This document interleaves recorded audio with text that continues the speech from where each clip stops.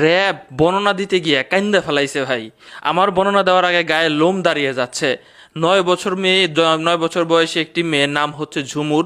কুমিল্লার ঘটনা, পুরা বাংলাদেশ তোলপাড় হয়ে গেছে। এবং যাদের মেয়ে সন্তান আছে তারা সবাই স্ট্যাটাস দিতেছে, এ কোন দেশে রয়েছি আমরা।